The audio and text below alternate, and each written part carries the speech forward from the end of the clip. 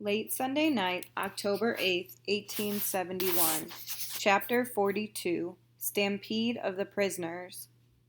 Your dress is on fire! Charlie dropped the wheelbarrow and, with his bare hands, began beating the tongues of flame that licked his mother's full dress. Be careful, Charlie. Father tugged off his jacket and wrapped it around Mother, finally smothering the flames. Are you burned? Father asked anxiously. Are you hurt? No, just singed a little. I'll be all right, Mother said in a trembling voice.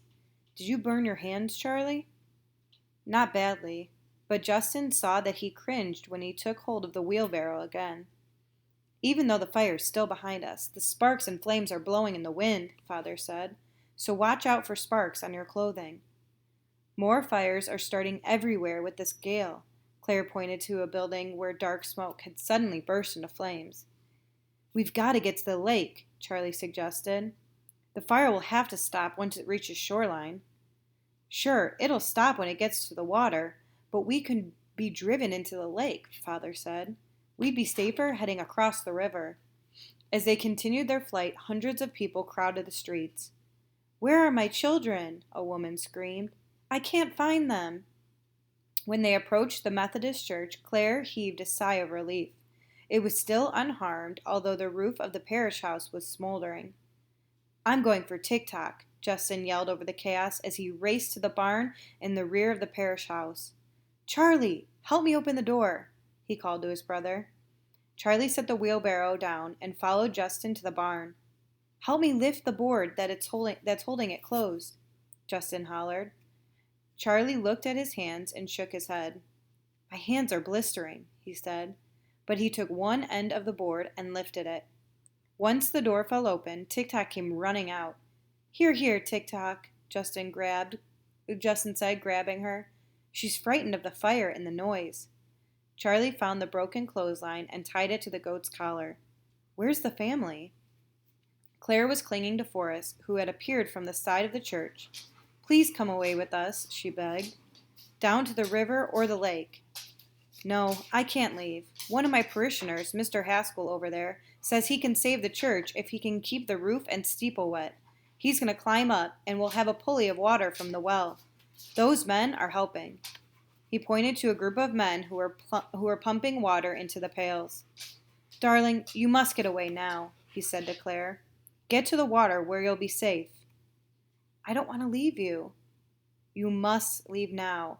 Forrest's voice was commanding. Please, before it's too late.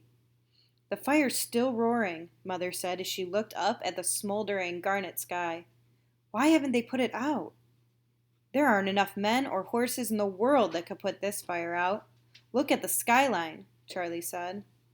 This isn't a fire, it's an inferno. Forrest kissed Claire and then pushed her away. Go, now. I'll find you once it's over, I promise. He turned and rushed to the men who were waiting with water buckets. Mr. Haskell was already climbing up the roof. Come on, Claire, Mother begged, pulling her daughter by the sleeve. We've got to keep ahead of the fire. State Street's on the way to the bridge, and if the fire hasn't hit yet, I can remove the jewels, Father said. Mother's voice rose to a scream. For the last time, forget the jewels. Those jewels are, I know, irreplaceable. Mother stomped off furiously into the street, ahead of everyone. Claire said nothing, but followed her mother. Justin, with TikTok on the rope leash, ran after them. Wait, we need to stick together, Father called. Charlie shoved his father out into the sidewalk. For God's sake, get going.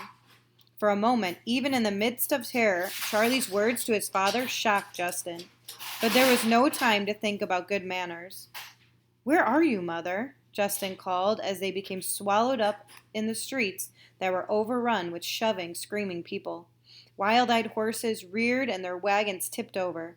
Furniture, pets, paintings, musical instruments, and other prized belongings spilled onto the ground, cluttering the pathway of the frightened crowds who trampled over them. TikTok was clearly terrified and tried to run and jump away. Justin lifted her up and carried her until the trembling stopped and the goat nestled in his arms. The family was now close enough to State Street to hear the fire signals from the courthouse building. Listen, Father exclaimed. The fire alarms are sounding one after another. Suddenly, the whistles were silent. What happened? Claire asked. There's smoke coming out of the courthouse roof. I thought that building was fireproof, Charlie declared as they approached State Street. Nothing in this stinking town is fireproof, Father hollered.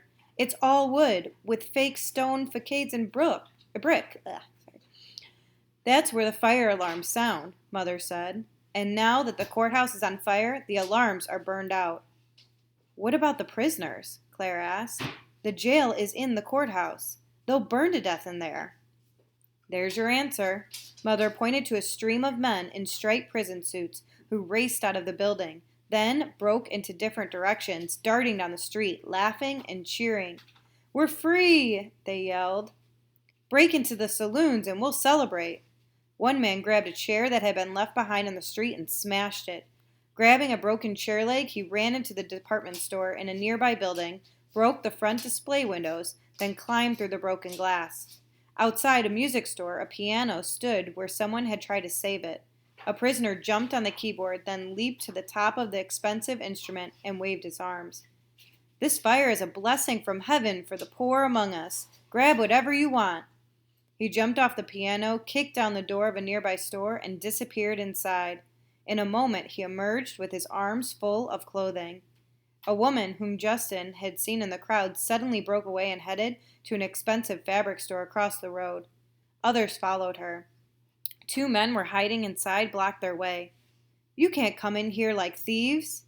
The woman pushed them aside, and the others pushed behind her, punched, and clobbered the men who were trying to protect their property. Within a few seconds, the woman came out carrying a huge bolt of costly silk. Others raced out of the smoldering building lugging sewing machines, bolts of cloth, and furniture. Smoke streamed from the broken front window of a shoe store. One of the released prisoners rolled up a newspaper, lit a match to it, and tossed it through the window. Instantly, the smoke inside burst into flame. They're lighting more fires, Mother said in disbelief. I'm going to our store. Mrs. Palmer's emerald is in the safe. It's priceless. You come along, Charlie, and Justin. We've got to protect what we own. Mother stomped her foot. Absolutely not. Let those thugs and rowdies take whatever they want. It's our livelihood, woman, and we're going to the shop. Father took hold of Charlie's arm and pulled him toward the street. Go ahead then, Mother snapped. But you're not taking my sons into that danger. And if you do, don't come looking for me after this is over. I won't forgive you. Ever. Justin looked at his mother in astonishment. Never had he heard her speak that way. The fire seemed to have brought out an inferno that was smoldering within her. Father was stunned, too, as he stood there with his mouth open, at a loss for words. After a moment, Claire put her hand on her father's shoulder. Father, dear, what Mother said is right. I know it's hard to leave everything behind. It hurt me to leave Forrest, but surely you wouldn't take Justin and Charlie into that conflagration. She kissed his cheek. And Father, you mustn't go either. What would we do without you? Father was silent, his face illuminated by the flickering of the fiery sky. Then he nodded and motioned for the family to move on. Justin set Tick-Tock on the ground again, and they continued their trek toward the water, dragged along by the massive crowd that surged around them.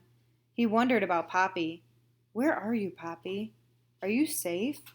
He wished more than ever that he could ask her for her forgiveness, but he now believed in his heart that he'd never see her again.